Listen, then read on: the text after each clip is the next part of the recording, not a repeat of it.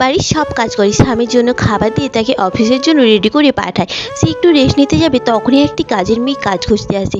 মেয়েটি ভাবে বাড়ির সব কাজ তাকে একাকেই করতে হয়, তাহলে তাকে রেখেই দিই। স্বামী বাড়ি ফিরে তাকে জড়িয়ে ধরে, তখনই দেখে মেয়েটি আর কেউ না, কাজের মেয়ে। স্ত্রী তাকে সেখান থেকে নিয়ে চলে যায়। পরের দিন কাজের মেয়েটি তার স্বামীর কাছে বসে বসে কাজ করতো। এটা দেখে মেয়েটি অবাক হয়ে যায়, তার ইশারা ছেলেটি বুঝতে পারে। এটা দেখে মেয়েটি কিছু ভাবে না, পরে হয়তো সে ভুল ভাবছে।